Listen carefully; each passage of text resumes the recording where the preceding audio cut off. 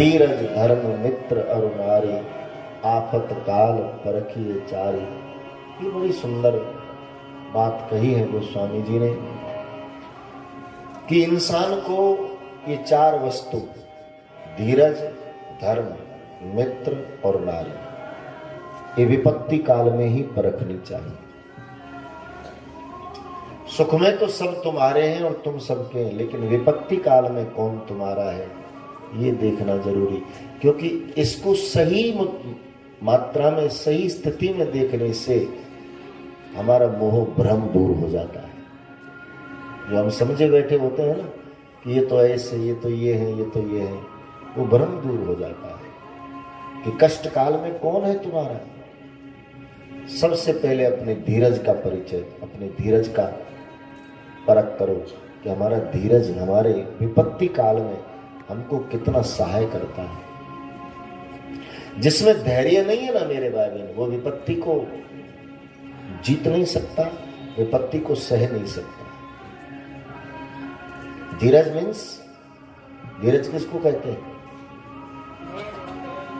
हाँ? धैर्य धीरज एक ही बात है, लेकिन उसकी परिभाषा क्या है? धीरज कहते हैं अपनी इच्छा शक्ति को, अपनी विल पावर को। तुम में विल पावर कितनी है?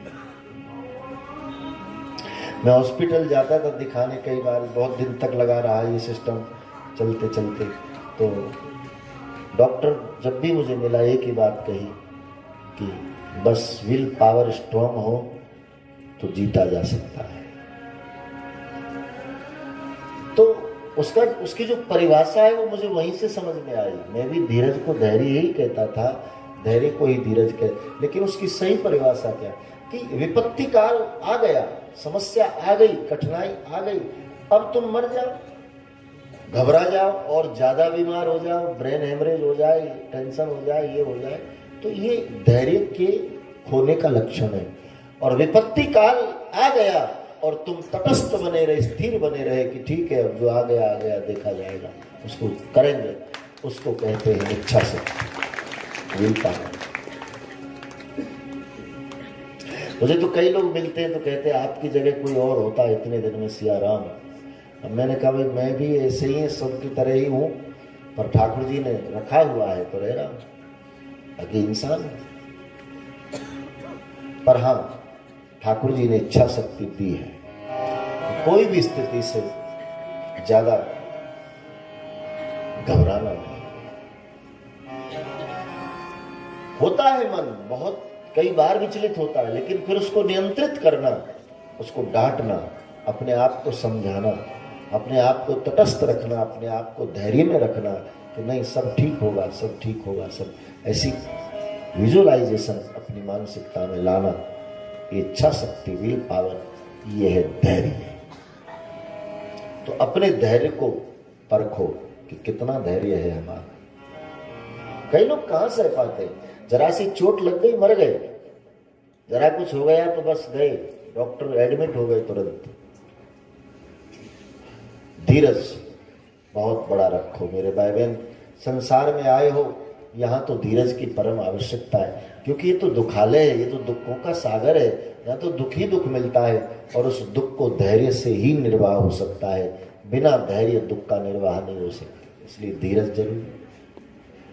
परिवार में कितने चहेते हमारे चले जाते हैं, आखिर रोज रोए तो भी एक दिन धीरज धरना ही पड़ता है कि अब क्या हो।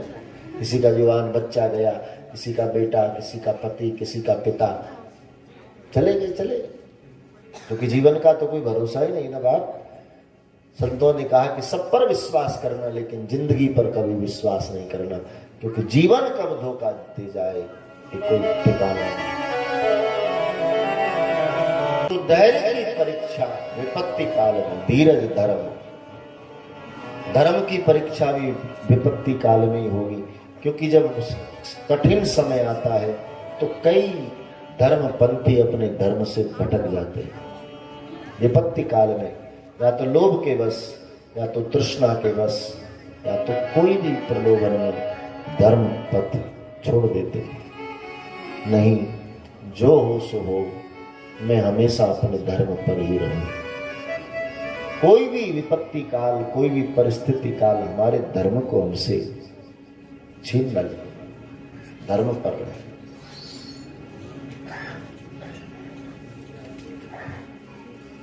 मित्र की परख भी विपत्ति काल में होगी।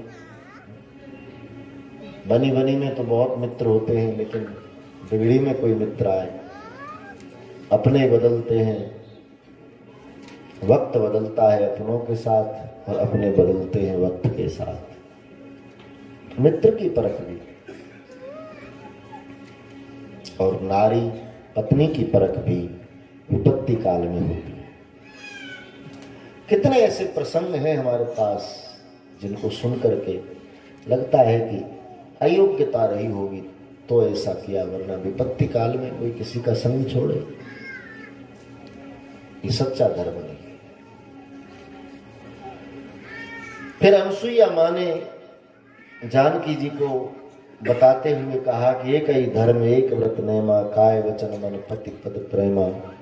फिर उसको 4 प्रकार की स्त्रियों के लक्षण बताए हैं, ये ऐसी, ये ऐसी, ये ऐसी। सब अपने अपने आप में सुलभ हैं, सब अपने आप में समतावान हैं और सब अपने आप में समझदार हैं। अपनी अपनी मति अनुसार जीवन जीना है, रॉन्ग राइट सबको पता है। उस भाव से जीवन का निर्णय करते हुए हमें आगे बढ़ना चाहिए। समस्त स्त्रियों के लिए आखिर में एक बात मां अनुसुईया ने कही कि अपने धर्म को जो निर्वाह कर दे। अब धर्म मेरे भाई बहन जीवन में कई प्रकार के होते हैं, केवल एक ही नहीं होता। माँ धर्म भी, माता का धर्म अलग है, पत्नी का धर्म अलग है, सास का धर्म अलग है, नंद का धर्म अलग है। तो एक महिला कई कई पात्र अदा करती है घर में। माँ भी है, पत्नी भी है, सास भी है, दादी भी है, वो कई रोलों में आ जाती है। तो अपने अपने विधि अनुसार जब जब जो जो परमात्मा धर्म वृत्ति दे उसको हमको सहजता से निर्वाह करना चाहिए।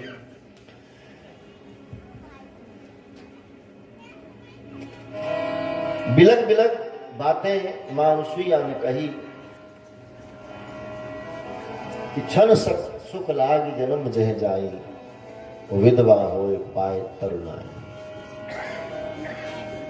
हमारे कोई भी कार्य स्थिति हमको हमारे रास्ते से हटाए, जिसको हमारी अंतः प्रवृत्ति स्वीकार न करे उस कार्य को हम करें, क्योंकि उसी को करने से हमारी मानसिकता को जो सुख मिल रहा है, फिर वो पैसे का हो, शरीर का हो, वस्तु का हो, कोई भी प्रकार का सुख। और धर्म नहीं कहता कि हमें ये लेनी है या तो हमें उसकी तरफ जाना है, और हम जाएं तो कहा है कि क्षण सुख लाग जन्म जह जाए, विधवा होए पाए तरुणाई। बड़ी युवानी में उसका विछोह हो जाता है, उसमें पूर्व जन्म का कुछ योग मिला होता है अवश्य, क्योंकि ये कर्म भूमि है। यहाँ कोई बचता नहीं, न मैं न आप, न कोई सिद्ध, न संत, न संसारी, सबके लिए बराबर है ये विषय कि जो जस करही सो तस फल चाखा।